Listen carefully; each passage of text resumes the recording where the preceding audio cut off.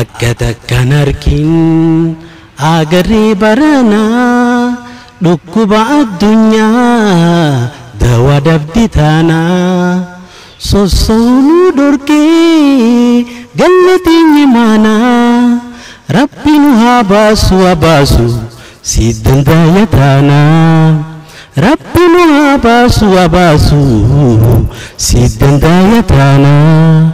Ani corona dhaaf kabajaan qaba. Maaliif jennaan nama fittu qanii miti. Isallee dubbii kadhachuun fadhuuni kabajaan isaaf qaba. Uummata addunyaa fixu jiru kanaafillee rabbi sodaadhuuti nama keenya hin dhufinii jechuudhaan barbaadaa nuti kabajaa sii qabna. Inni dura loluu barbaadeeti beektaa? Haluma kaleedha. An harkaan dhiqachuu jira beektaa? Aboo hin jeen hoottuuti harka kee dhiqadhuu jennaan mal naan jeeni beektaa? Aboo nurraa deemjee nyaata chaayinaa nyaattee fi naasitti harka dhiqadhaa'e. Keessattuu artistoonni kun tooftaa nama bohaarsuun karaa nama bohaarsuun hawaasa bira gahuudhaan beekaman. Harka dhiqachuu gizee ja'an akka itti nyaata hoggaa nyaachuu deemnu itti dhiqannu osoo hin taane harki akkaataa itti dhiqatan qaba. Fakkeenya asii fi as jala namtichi kataa'u kabajamuun addunyaa jechuudha. As jala ta'a qeensa jala ta'a bakka dhodhootuu teenya tana qaba ni jiraami as keessa faadha kataa'u kana faadha shukkuumanii riguun. Qopheessaan sagantichaa bayaani sagantaa akka cufuu qabu isa Iskandar gizee hedduu sagantaa banuu jaalata cufus ni fa'a.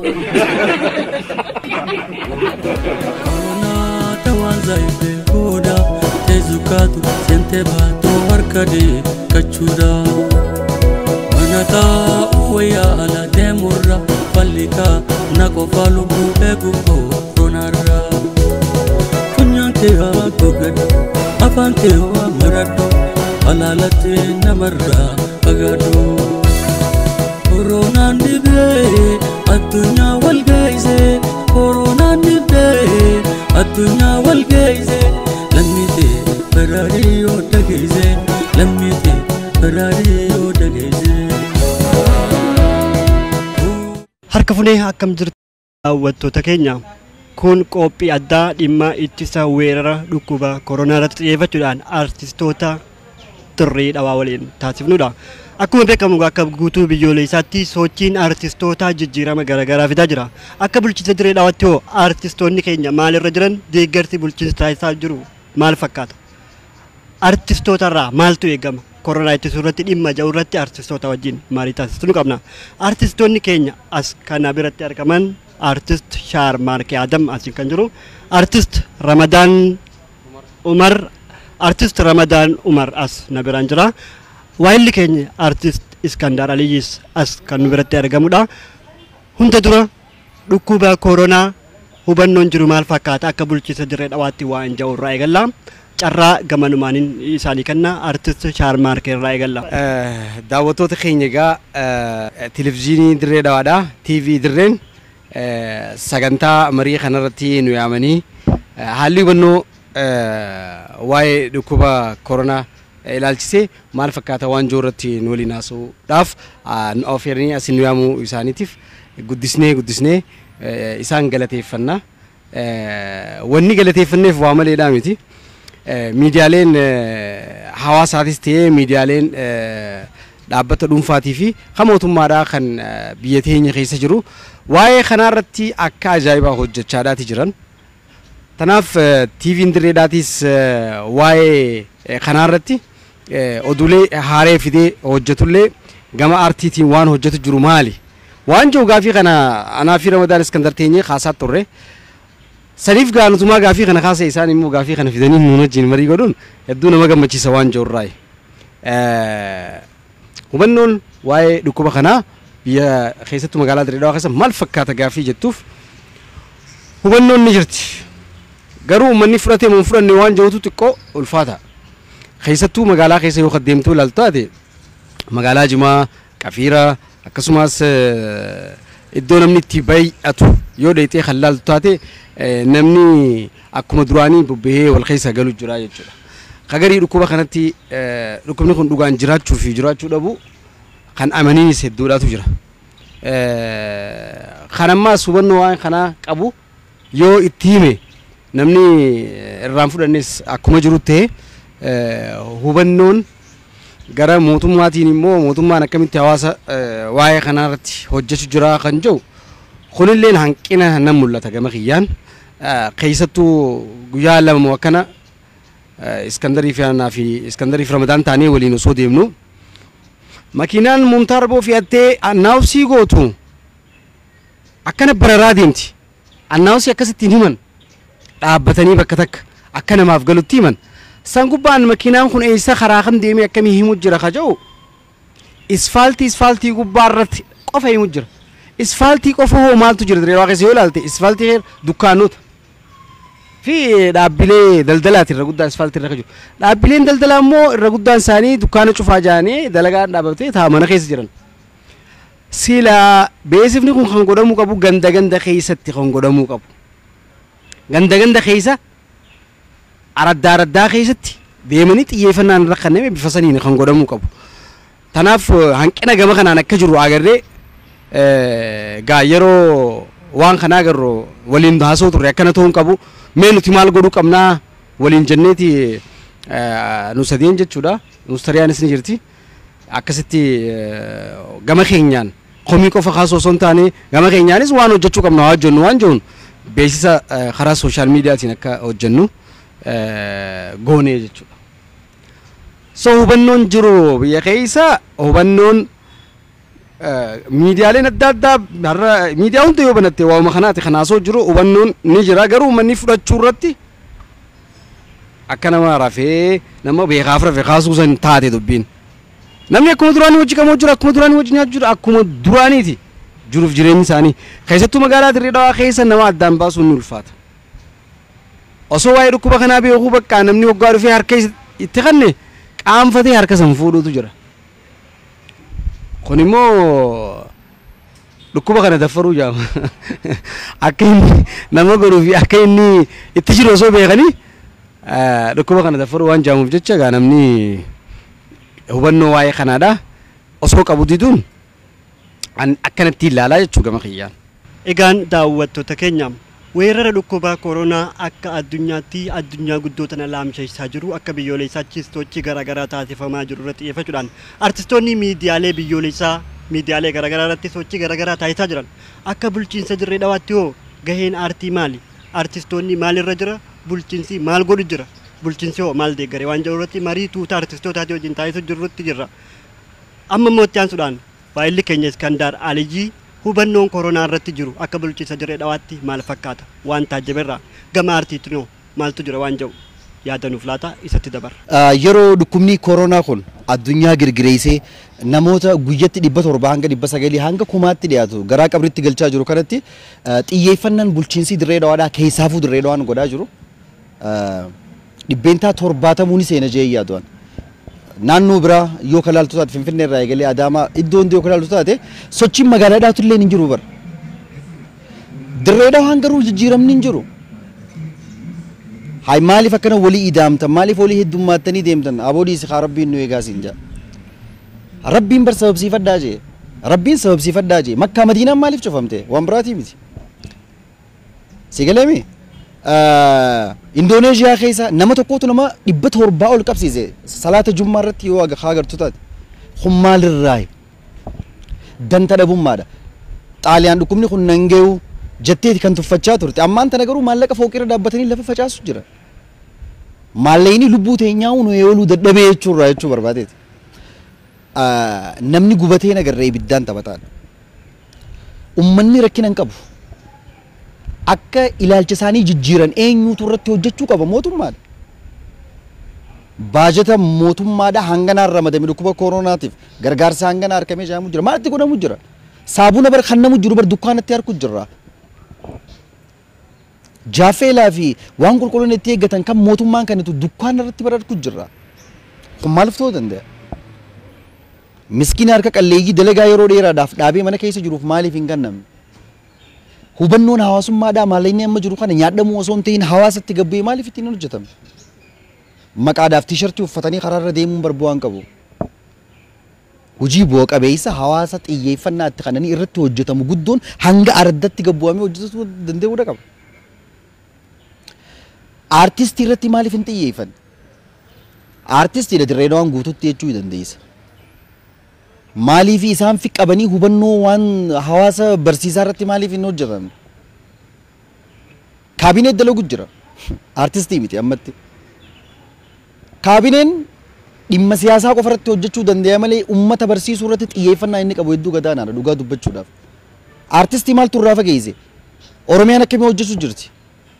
Naannoon hundinuu akkamitti dalagu jiran artistiif itti hammatanii Dirreedawaan tun maali? Tuffii artistii qabdi moo maali? Dhimma koominikeeshiniitiif dhimma biiroo aadaa fi turizimiidhaati. Hojiin ol aanaan itti hojjetamuu qabu. Waajjirri lamaan kun Dirreedawaa keessa ni jira itti yaadde hamaqaati. Xiyyeeffannaan guddaan itti kennamuu danda'uudha qaba. Ejensii sabquunnamtii Dirreedawaa fudhadhu. Eenyu beeka? Chaanaala keessa naqanii hubannoo akka addunyaatti kennu ni danda'ee ture. Dandeettii fi muuxannoo ejensii sabquunnamtii qaburra. Nuti amata 8-9 dura kan ejensii san keessa hojjechaa ture. Waggaa dhufu bar chaanaala keessa ni seenaa. Waggaa dhufu bar saatalaayitii keessa seenee akka addunyaa waa ta'a. Jechaati kan turan afaaniin. Dhangaggoota nama hin dabru bar kiiloomeetira meeqa kiiloomeetira 17 ol Dirree TV fi FM hin dabru bar. Naannoo isii hin ga'iniitu bar chaanaala gubbaa jira. Eenyu halaalu hangasumattuu eenyu halaaluudha. Mootummaan baay'ee ramadee mindaa hojjettoota haa kafalu. Sababa malee eenyu halaalu jiru. Xiyyeeffannaan guddaan karaa hawaasa barsiisuudhaaf irratti hojjetamuu danda'uudha qaba. Sochii bulchiinsa Dirreedawaa keessatti godhamaa jiru hawaasni Dirreedawaadhaan beeku. Haramiin harkachuu danda'a. YouTube seenee Dirreedawaa jee barbaada. Dirqama. Akka namaatti ETV, OBS, OBN, ONN, OMN jees wanni inni search godhu hin jirtu. Yoo haara deemee fadhiidhaan irra geeffatu hin jirtu. Dirree TV jee hin jiru. Dhukkuba koronaa kanaati wajjin wal qabatee hawaasni hubannoo isarraa harkachuu danda'a akka Dirreedawaatti. Dirreedawaa keessa maaltu gaggeeffamaa jira? Hin jiru jechuu barbaadati dhiifama dheeraa isalleedha. Akka addunyaattis ta'e akka biyyoolessaa akkuma bulchiinsa Dirreedawaattu dhibee koronaarraa of eeguudhaaf gama garaagaraatiin sochiin taasifamaa jira. Akka addunyaatti akka Dirreedawaatti artistoonni kun akkamitti waa'ee harka dhiqachuu waa'ee ittisa koronaa maal jaan koronaan harka dhiqachuu qofaan dhukkuba namarraa ittifamu miti. Harkuma dhiqachuu irratti hubannoo hin jiru gahaa miti. Maal jaan waa'ee kanaa? Amma hubannoo hin jiru akka Dirreedawaatti yoo ilaalle akka reefuun tana isaan jaanittillee hedduu gad aanaadha. Haa ta'u immoo akka miidiyaatti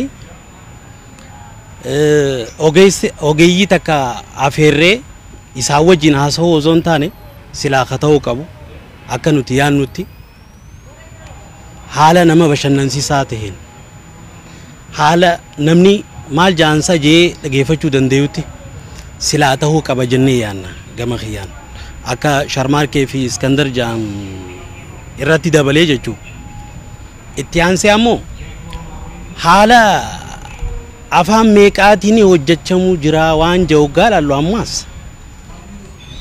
reefuun tanallee Sharmaarkeen kaasee jira irra deebi'uu waan hin barbaaduufin irra deebi'a. Hanquma asfaaltii qofa irra deddeemuu jiran hanquma asfaaltii sanirraa illee hoggaa deddeemuu jiran afaan adda addaatiin osoo hin taane afaan Amaariffaatiin qofa beeksisuu jiran. Hawaasni Dirreedawaa irra hedduun yoo ilaalle dhugaadhaa afaan Amaariffaatis hundinuu ni danda'an ammoo irra guddaa afaan inni beekutti afaan inni itti galutti yoo itti himne bu'aa guddaa irraa arganna jeetii yaada. Kanallee xiqqishoonni jechuun barbaadu walgahii qabaachuu turre walgahii sanirratti afaan meeqaatiin hojjechaa jirtanii jaamee hoggaa gaafatamu.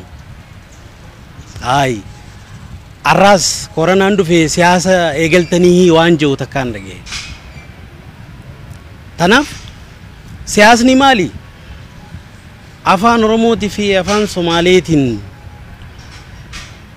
fi afaan Amaaraatiin haa ta'u jaamee kani haasawumaa ture sani isaan gama siyaasaatiin fudan silaa ka ta'uu qabu hanqina afaanii waan qabnuuf malee silaa ta'e afaan 80 wahitti silaa waa'een hubannaan koronaan kun silaa gaggeeffame hedduu irraa gammanna.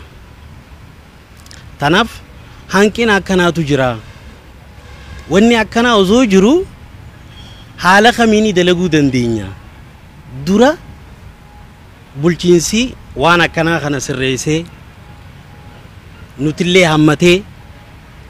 hammatee hoggaan sin jiru nuti dinneetii miti ni feena garuu karoora isaan baasan sirriitti ifatti nuuf hin himne.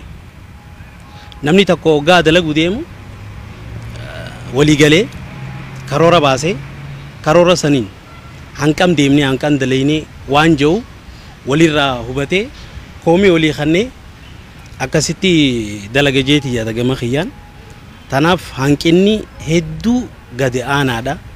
Sila an beeynu malee waa'ee dhukkuba koronaa kana warri magaalaa xiqqishoo hubannoo ni qaba.